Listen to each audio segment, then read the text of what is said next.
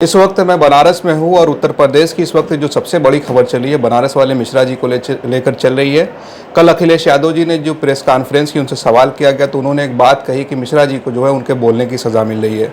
हमारे साथ बातचीत करने के लिए चंदौली के सांसद वीरेंद्र सिंह जी हैं। आज वो मिश्रा जी से जेल में मिलने गए थे और उनके तमाम साथी भी थे उनके साथ। उनसे हम जानेंगे कि मिश्रा जी से क्या बातचीत हुई और क्या लग रहा है कब तक रिहाई होगी, क्योंकि सोशल मीडिया से लेकर तमाम जो उनके समर्थक हैं, खासकर समाजवादी के लोग चिंतित हैं कि मिश्रा जी कब छूटेंगे। और सबसे बड़ी बात जो है कि मिश्रा जी पर जो हमला हुआ उन्हीं को जो है पीड़ित को ही मुलजिम बना दिया गया। बहुत बहुत स्वागत है सर आपका। क्या कहेंगे, आज आप लोग मिलने गए, मिश्रा जी की कैसी तबीयत है और क्या बातचीत हुई? देखिए, समाजवादी पार्टी का कार्यकर्ता हमेशा से जुझारू रहा है, वो इन सब बातों से विचलित होने वाला नहीं है। वो जानता है कि सत्ता अपनी ताकत का दुरुपयोग करेगी और उस दुरुपयोग के परिणाम स्वरूप उनके लिए जो उत्पीड़न की कार्रवाई करेगी उसको हमको जो है अपने संयम और अपने एकजुटता की ताकत से जवाब देना है।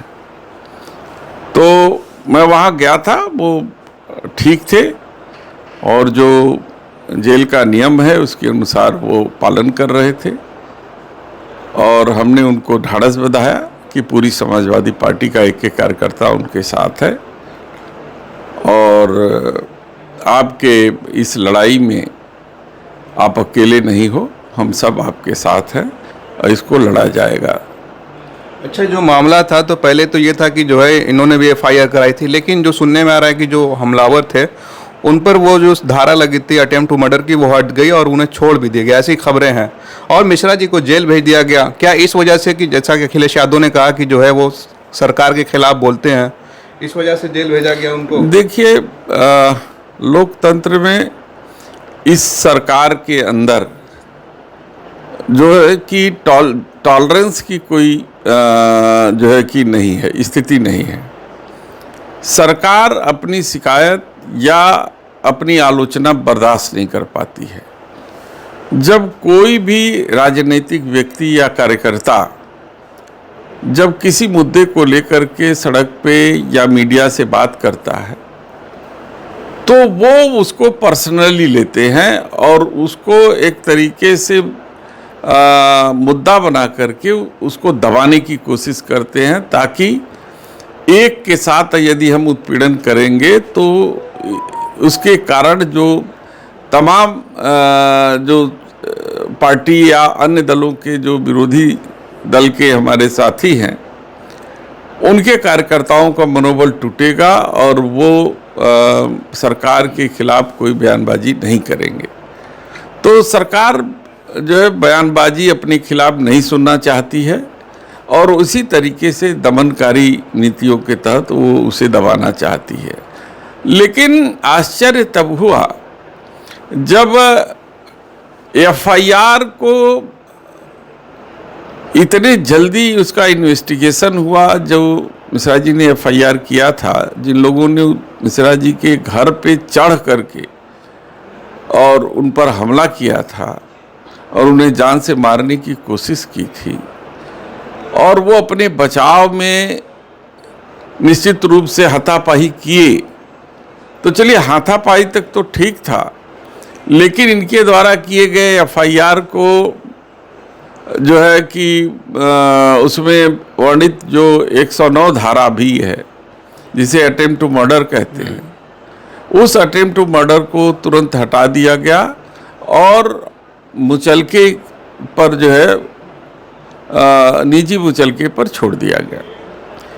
ये कहीं न कहीं से ये सत्ता का दुरुपयोग किया गया और उस सत्ता के दुरुपयोग के कारण ये काम संभव हो पाया है। तो निश्चित रूप से अब जग जाहिर हो गया कि सरकार जो है अपनी सत्ता का दुरुपयोग कर रही है और मिश्रा जी के खिलाफ जो है वो षड्यंत्र करके उनको फंसाने की काम कर रही है। अच्छा, एक सवाल ये है, आपने कहा कि जो है सरकार दमन कर रही है समाजवादी कार्यकर्ताओं का, तो इस दमन से जो है समाजवादी कार्यकर्ता भयभीत हो रहे हैं? सवाल ही नहीं, समाजवादी पार्टी कार्यकर्ता हमेशा संघर्षशील रहा है और समाजवादी पार्टी संघर्ष से ही पैदा हुई पार्टी है। वो जनहित की पार्टी है, जनहित के लिए लड़ती रहेगी, चाहे वो किसान का मुद्दा हो, चाहे बेरोजगारी का मुद्दा हो, चाहे वो जो है सद्भाव का मुद्दा हो। किसी भी मुद्दे पर यदि सरकार उत्पीड़न की कार्रवाई करेगी तो उसके खिलाफ समाजवादी सड़क पर से लेकर के संसद तक संघर्ष करेंगे ही, आवाज़ उठाएंगे ही, और इस आवाज़ को वो दबा भी नहीं सकते। एक आखिरी सवाल मेरा रहेगा कि जो उनके समर्थक हैं वो जानना चाह रहे हैं कि आप लोग कानूनी जो लड़ाई लड़ रहे हैं, कब तक उम्मीद है कि मिश्रा जी बाहर आ सकते हैं? देखिए, ये काम कानून की लड़ाई कानून से ही होती है। हमारे अधिवक्ता अनुज यादव हैं जो हमारी तरफ से कानून की पैरवी कर रहे हैं, और मुझे आशा है कि जो माननीय न्यायालय है वो इस बात को ज़रूर देखेगा कि इतनी तत्परता के साथ धारा 109, जो कि न्यायालय में जो हम प्रक्रिया जानते हैं उसमें यह है कि एक बार FIR में नाम हो जाने पर उसको क्वेश करने का अधिकार मजिस्ट्रेट को होता है, और जो इन लोगों ने केस डायरी में ऐसी रचना गढ़ी जिसके कारण ये मजिस्ट्रेट को समझाने में ये कामयाब रहे कि ये धारा 109 नहीं बनता है।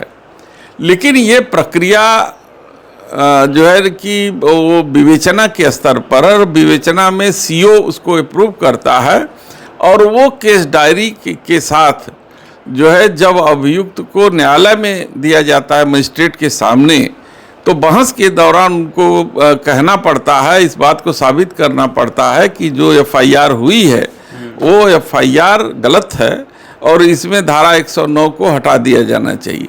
ये कोई प्रक्रिया नहीं हुई, सब कागजों पर विवेचना अधिकारी के द्वारा वर्णित तथ्यों के आधार पर वो इन लोगों ने 109 धारा हटा करके और निजी मुचलके पर जो है कि अभियुक्तों को छोड़ दिया गया है। ये बड़ा आश्चर्यजनक है। मैं ये न्यायालय से इस बात को मैं अपने अधिवक्ता से ज़रूर अनुरोध करूंगा कि इस बात को न्यायालय के समक्ष रखें कि एक अभियुक्त के साथ इस तरीके की कार्रवाई और दूसरे अभियुक्त के साथ जो है कि जिसके घर पे चढ़ कर के कोई आदमी जो है हमला करता है और उसको ही अभियुक्त बना दिया जाए, ये कोई बात हजम होती नहीं है। तो ऐसी स्थिति में जो है कि न्यायालय की दृष्टि में इसको देखना चाहिए, इस दृष्टि से, और न्याय करना चाहिए। एक सवाल मुझे और याद आ रहा है, जब मिश्रा जी जेल जा रहे थे तो आखिरी टाइम उन्होंने कहा था कि जो है मेरे परिवार को खतरा हो सकता है, मेरी बच्चियों को, उसको लेकर वो परेशान है, तो पार्टी के लोग जो है उनके घर की क्या मदद वगैरह कुछ? नहीं, पूरी तरीके से हम लोग उनके परिवार उनके साथ हैं, उनको न्याय दिलाने में भी मदद करेंगे, उनके परिवार की स्थिति सुरक्षा और उनकी अगर कोई दिक्कत होगी तो हम लोग हमेशा एक आदमी हम लोग लगाए हुए हैं कि उनके परिवार को कोई दिक्कत ना हो।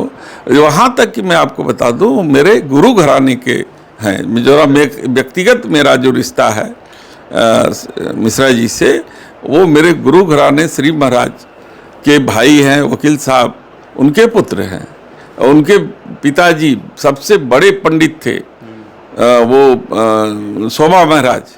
वो शोभा महाराज घोड़े से चलते थे।